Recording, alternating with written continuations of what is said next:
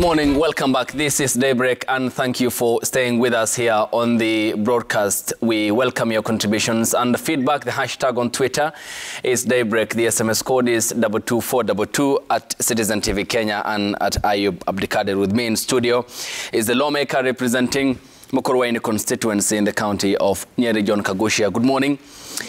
Thank you for making time. Thank you very much. His counterpart from Ugenya constituency, David Ochieng, is with us in studio as well. Thank you for your time. Honorable lawmaker representing Ugenya constituency. Okay. Shortly we'll be joined by the senator representing Kisii County, Richard Onyonka. And we got apologies from the Dagoretti North lawmaker, Beatrice Alachi, who had emergency travel plans this morning, and she will not be able to join us here on the broadcast. We nonetheless proceed with the broadcast. And the front pages of the publications, beginning with the Daily Nation, and says, "My problem with Ruto." That's according to the former president, Uhuru Kenyatta. And in a wide-ranging interview, the former president yesterday revealed the power struggle that led to his parting of ways with the man who will later succeed him. How the ghosts of the Hague slowed him down, why he feels disowned by the current regime, and why despite all the drama he still considers Ruto as the president. That story is further highlighted on pages number 2, 3, and 4 and 5 of the publication.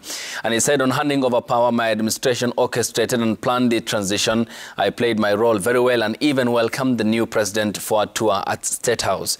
On the hostile crowd at the Kasarani, he said he attended and handed over power despite the advice given to him of the hostile crowd. On relationship with Raila Odinga, he said, "I'm a supporter of the Azimio coalition. I campaigned for Raila Odinga in the last general election. Unless something major happens, I support that coalition."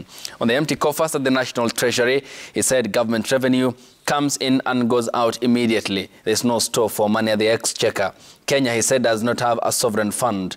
We, like many countries around the world, he said, operate hand to mouth. And that story is further detailed on the respective pages of 2, 3, 4, and 5 of the publication.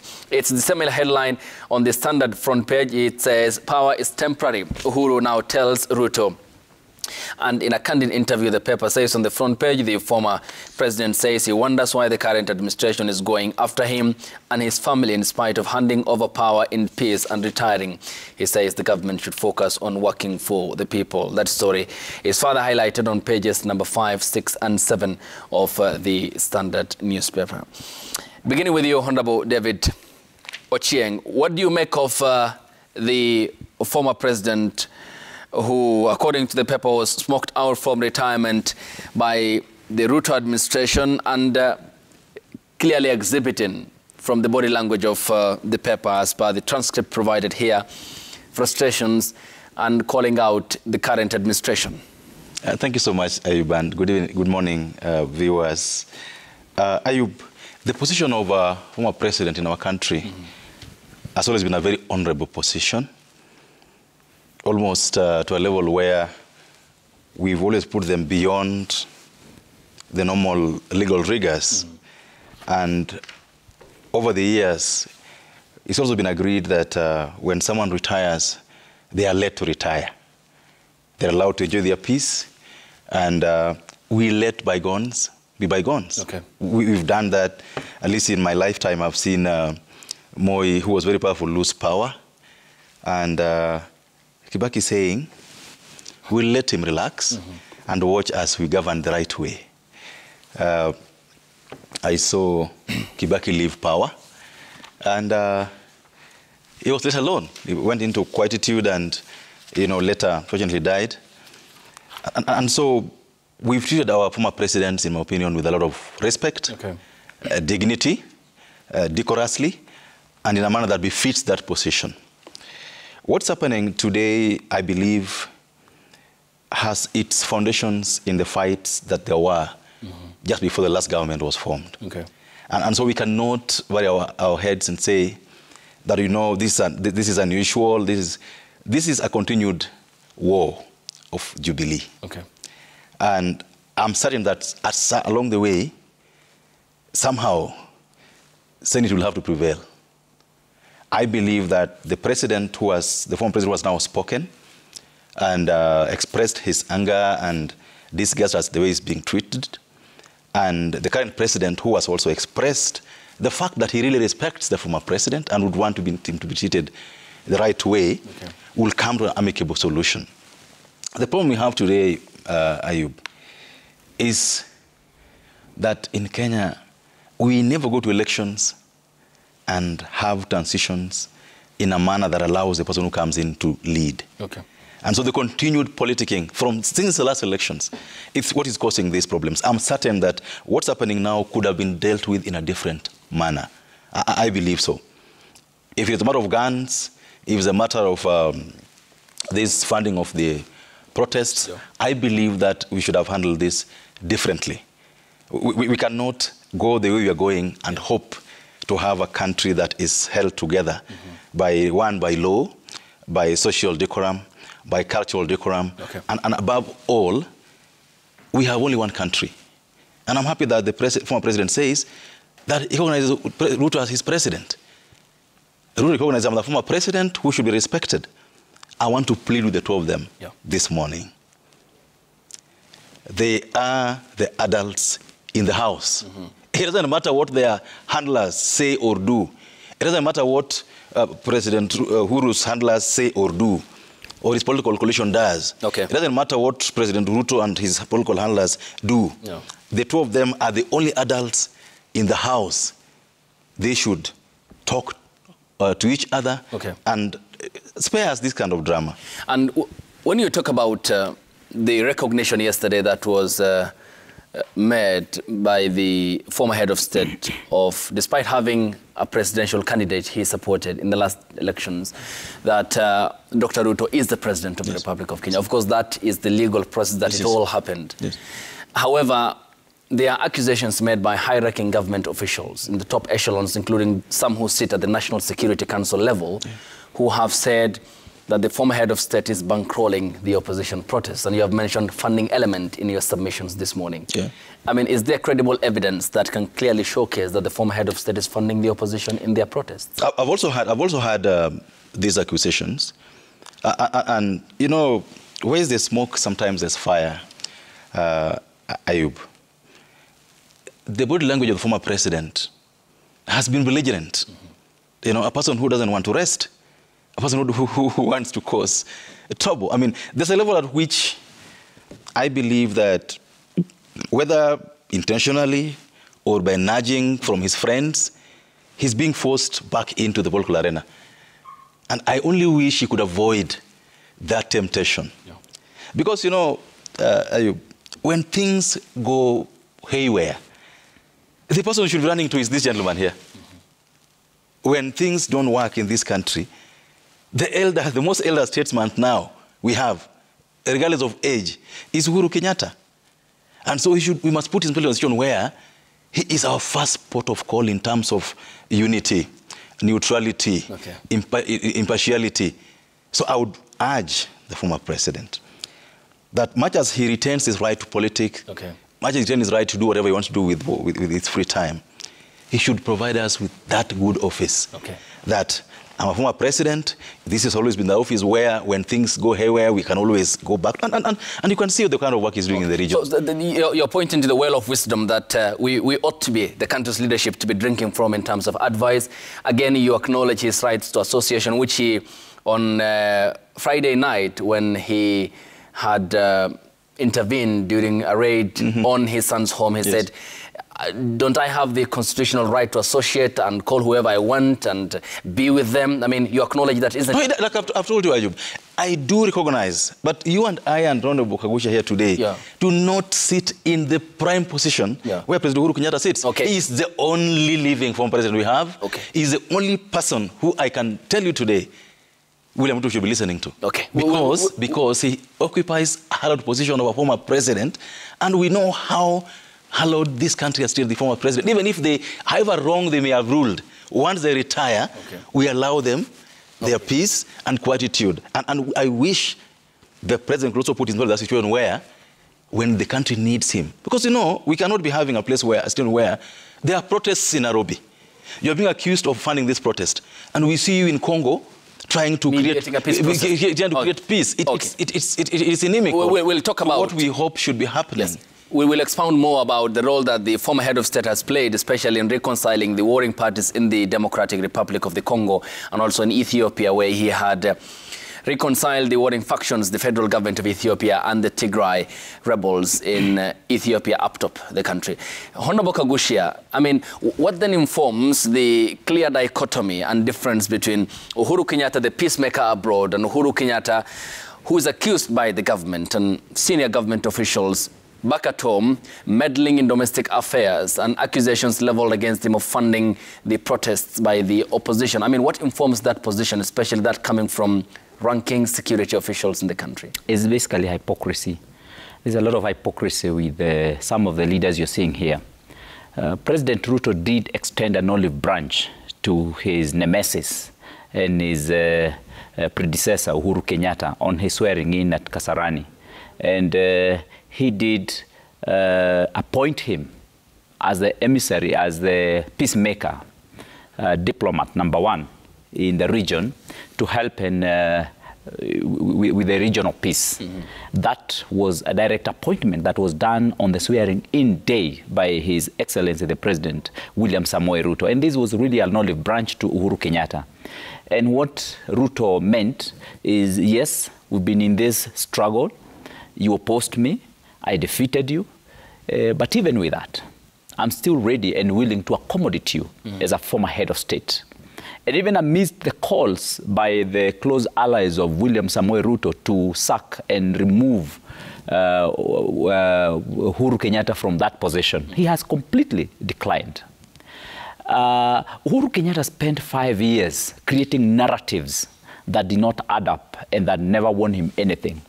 And these narratives, I mean, you try to besmirch your deputy, you call him names, you sponsor stories, you bring about narratives which are spearheaded by different groupings. You hear a group in Kisumu, a group in Mombasa, opposing and besmirching the name of his deputy.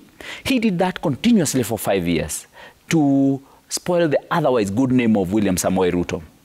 And I don't know why Uhuru Kenyatta doesn't seem to see that that did not work for 5 years. Now he's at it again. He came and said yesterday that William Ruto told him that they be very hard on Raila Odinga. I mean, and he says that is the reason why they parted ways. Uhuru Kenyatta threatened to spill the beans many days and say why they parted ways with William Ruto. But he seems to be giving reasons which are based on the current affairs of that day. Now, the narrative that was made yesterday, which by the way, now this is narrative. If you look at the way things are weaving and the way they are coming out and the way they are unwrapping, you can clearly tell. Someone had a very nicely crafted narrative that was supposed to be exposed by different people at different times. You see churches coming, you see churches from Nyanza, for example, yesterday, Anglican Church from Nyanza, coming out to say that you must have dialogue. The other day, you see cherry picking of a few Catholic bishops coming to say that you must have dialogue. And then you keep asking, what dialogue? I'm telling you, there's a hypocrisy in the house. The former head of state. Honorable Kagushia, the former head of state. Okay, the church and the religious leadership in the country issued different statements. The joint tone and then the different terms of their categorization. What's wrong with the call for dialogue? I mean, for but they are calling for purposes. they are calling for what dialogue? What the leaders, the church leaders, should be asking Raila Odinga is to accept defeat and give the current government time to operate, time to do the work. What they should be calling upon is Raila Odinga to stop the violence against Kenyans, is to stop the riots in the name of demonstrations, is to stop economic saboteur in this country. You know, you cannot continue sabotaging the economy. And that's what really the church leaders ought to be doing. If Raila Odinga would like to be in government, he must wait for 2027. So what we are seeing here is hypocrisy. It is a narrative that has been weaved. But I can also tell you, mbio za sakafuni huishia ukingoni. And what you are now seeing is a situation where the people who had weaved all these narratives are actually now approaching the end of it. And I can tell you, this is going to be fixed once and for all. I mean, if you lose an election, then you must accept it. And I want to tell you, and Kenyans have come to know this, what Raila Odinga is doing, of course, with the sponsors really completely has nothing to do with the common mwananchi. And I can tell you, people who are calling for dialogue, they are not calling for dialogue for the cost of living to go down. Okay. They are calling for dialogue to see how they can be accommodated in government. And what I would say is this, Uhuru Kenyatta will be protected in this government. He will be protected by the William Samoei Ruto's government. Okay. But the protection that will come on his business, his wealth, his family, will be in accordance with the law. It will not be done in a way that is at the expense of normal Kenyans, of regular Kenyans. And what will be done is that Uhuru Kenyatta, if you want to be treated like a statesman, he must also behave as one. I know I'm not qualified to advise Uhuru Kenyatta. He's my senior in all ways. Okay. But even when a young man washes his hands, he can sit amongst the elders and maybe say a word that can be taken. And that's why I want to tell Uhuru Kenyatta, please, relax. And if you want to be treated as a statesman, calm down as you're doing now, please. Leave that high, standing, because you guys must know you did not hand over this government for 3 months or 4 months, then come back. You handed over the government for 5 years. And I can tell you, William Samoei Ruto will be in this government for 10 years. Thank you. And so the best thing to do, show respect, and the accusation about the maandamano and the riots. We will come to the maandamano because that stands suspended now. We'll talk about the reasons there. I'm talking about the accusations here about the funding of riots. You saw 2,000 young men at Karura recently. Okay. When did it happen? When one of the, when Maina Jenga was arrested and taken to DCI. Not Karura, it was at the DIC, not 2,000. That DCI. Number certainly was Kiambu Road. And that is called Karura. Yeah. The number was in excess of 2,000 young men. But how did you arrive at that quick mathematics? No, it's not quick mathematics. I took time to check, and I have details. No, not only do I have details about even what we saw, and if you put there, you will see there were 2,000. 2,000 people? Yeah, there were more than 2,000 young men. You're talking about... And why I'm telling this is because we have details of how they were ferried. Honorable Kagusha, we have details of how... Okay, let's proceed on a factual basis. Yeah. We covered the presentation of Maina Njenga at the DCI headquarters. Yeah. And certainly the number wasn't 2,000. We were present on ground. We still have the footages in our archives, and we can play it right now. It's okay. Factual. You will actually see there were 2,000 young men. Yeah. And these that is magical mathematics. And I can tell you this. How did you come at that number so quickly? No, let's be on the point. Yeah. The issue is whether the 100, 200, 500, that is not the issue. The issue here is we have details of how these young men were ferried from our villages. Are you getting? How they were picked, how they were paid, how they were transported, and who funded that. Okay. Are you getting? Now, good thing, they did not commit any crime. But you cannot say today that you are not funding these things when, in fact, details are clear about your activities, especially about bringing back these illegal gangs that have terrorized this country for many years. Thank you. This point made. Thank you. And that's why we are saying... Okay, you have made your submission. Allow me now to come in, Honorable Kagusha, and seek answers as to the following areas. Yeah. You said in anticipation of 3 months, that is when they handed over power. Yeah. Just on a factual basis, the Constitution of Kenya has given William Ruto and Rigathi Gachagua and the government a 5-year timeline with which they are open to seeking a fresh mandate. Indeed. Or otherwise, if they do as they wish. It depends with the people of Kenya who will accord the mandate. So it's given, it's guaranteed, it's 5 years. Yeah. You talked about the sponsorship and the narrative you said also by some religious quarters. But the calls for dialogue and the coming together of the country's leadership didn't only emanate from the religious leadership in the country.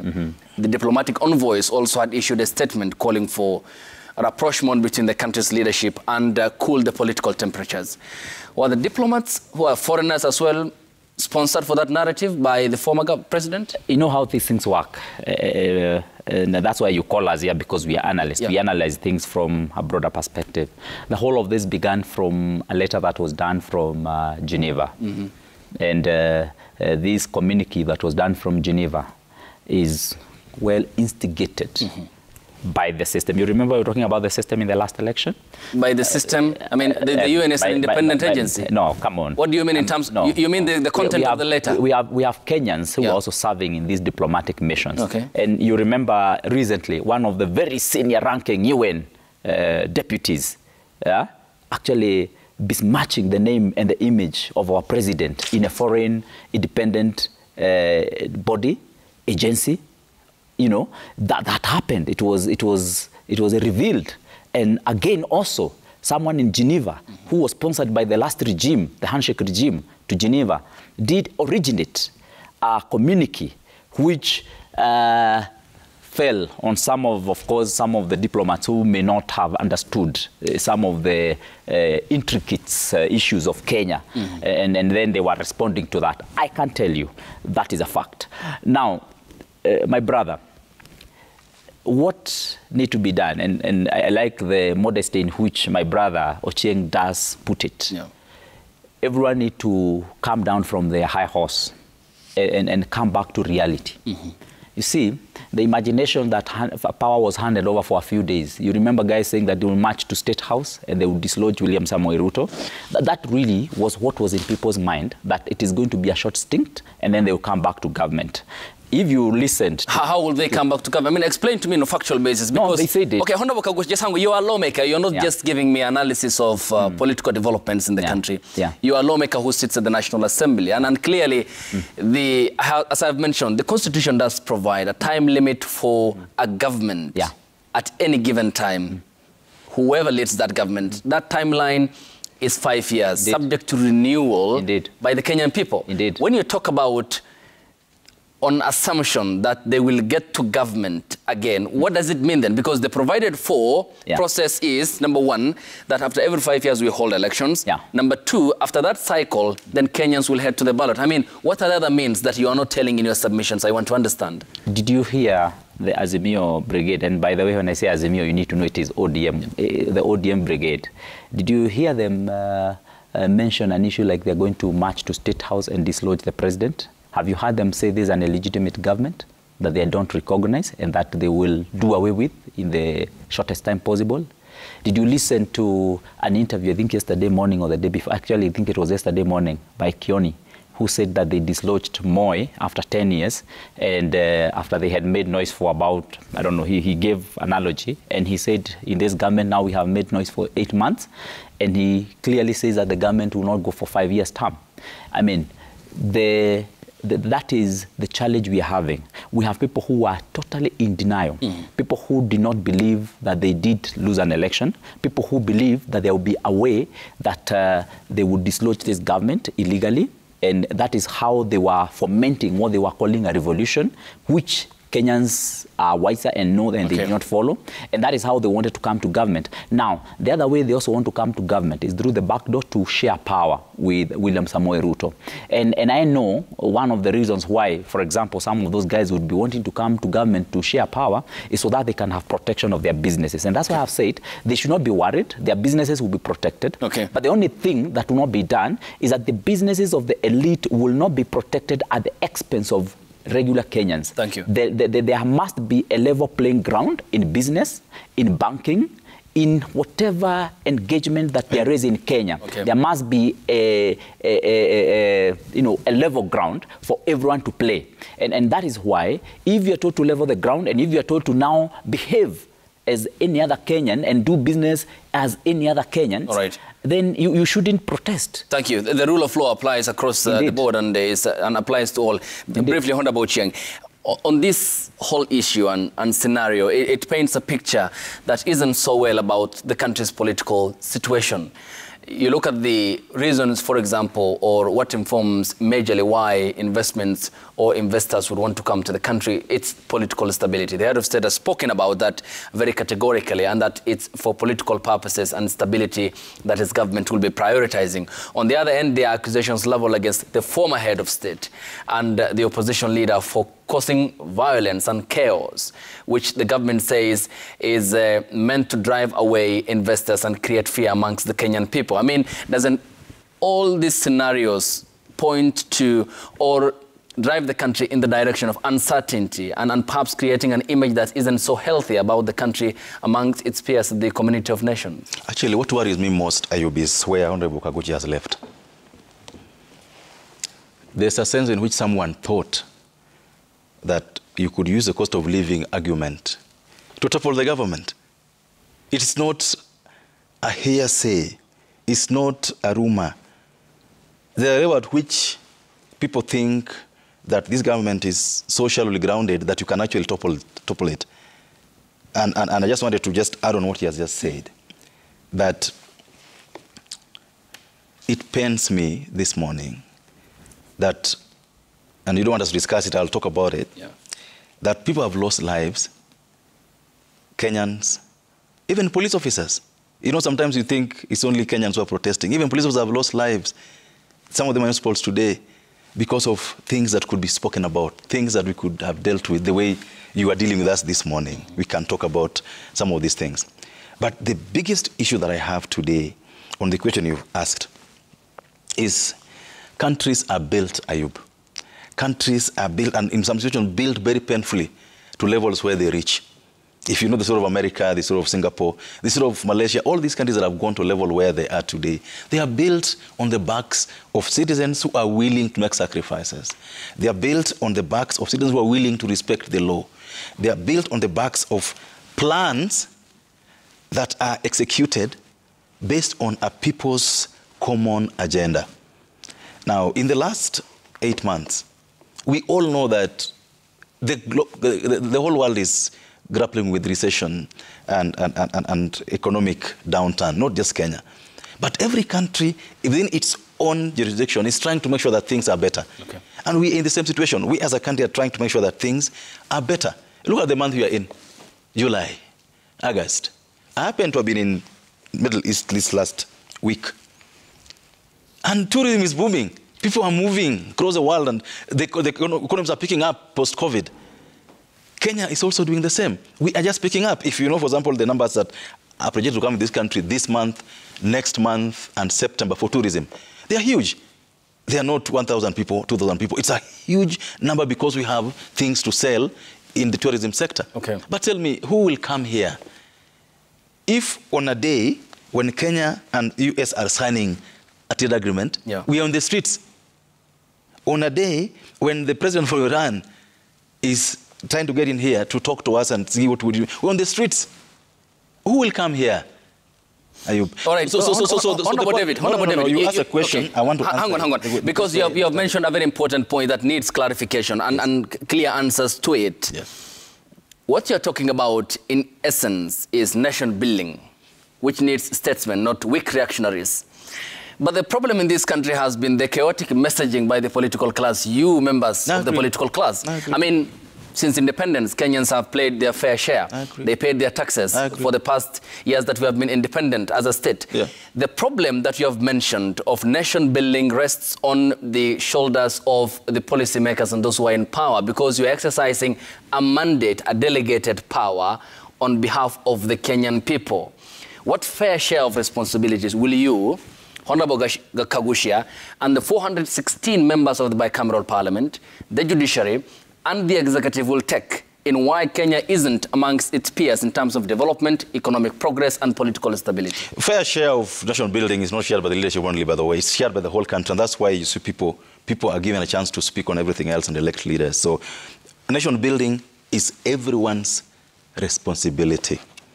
Those of us who are fortunate enough to be elected should actually work harder. We should be working harder, doing more better things to make this country better. But in the last 60 years, what you've perfected, and I see it happen even today, is corruption, incompetence, doing things the wrong way all the time and hoping that you're going to get the good results. And that's what we're talking about here. Like, our politics has to be handled the right way. And I agree with everybody who says that even if President Ruto won election by 1 vote, and he was announced president and sworn in as president, he's the president for the next 5 years, like you've said. So if we could, I mean, Ghana, small country by any standards, had election some time back, and the president lost his first term, President Mahama. He walked away, let Nana Akufo-Addo rule for 5 years, went back to elections. The following elections, he was again nominated by his party. And you don't hear about him anymore after being beaten twice. The point I'm trying to make here is this, that the politics we do has a very big bearing to how we develop as a country. Now, we have refused to accept election results in this country. We go to elections hoping for this result. If we get another result, we think there should be a rematch or we should not settle. Tell me, Ayub, in your other life, because I know you're younger than me, in your other life, is there a time when Kenya has just been peaceful without politics after elections? And it's you, the problem, the politics. That's what I'm making here. Okay. That we, after elections, you'd think, like if someone walked to Kenya today, you'd think the elections are next week. And the problem is you, the politicians, not the Kenyan people. I am agreeing with you, Ayub.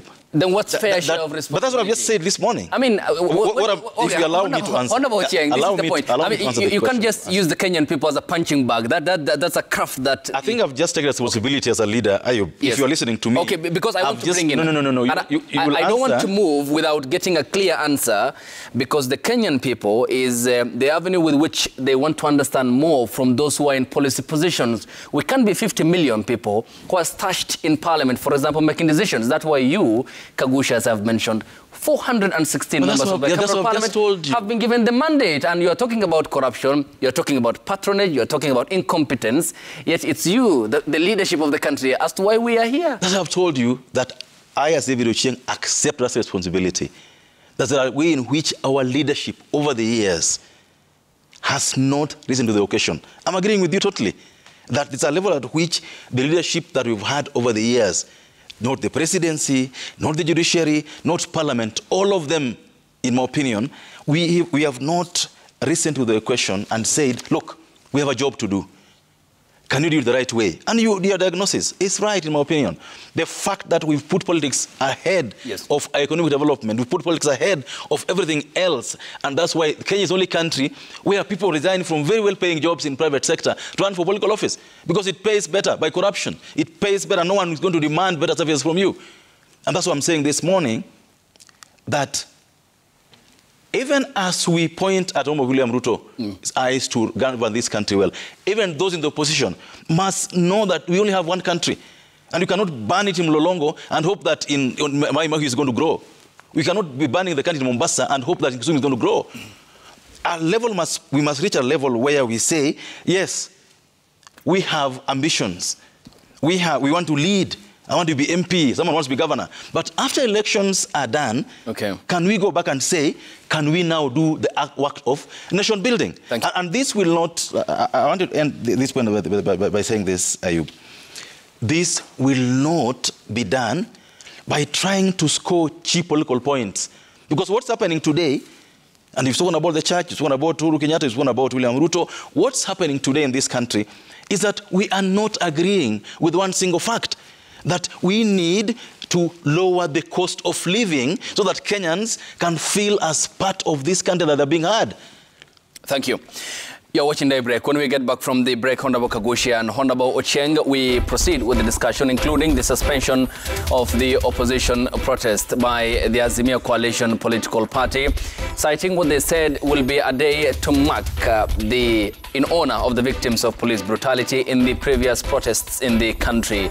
The end goal is what we should be questioning as to what the opposition wants to achieve with the street protests, even as it presses the government to address the high cost of living. But members of the opposition walked away at the most critical time in Parliament when the debate on the finance bill was at the National Assembly. Questions abound as to why the leadership in the country appears to be at the time and hour of need, distancing members of the public who are watching events at the political arena with bated breath. The hashtag on Twitter is Daybreak. The SMS code is 22422 at Citizen TV Kenya, at Ayub Abdikadir. We welcome your contributions as well.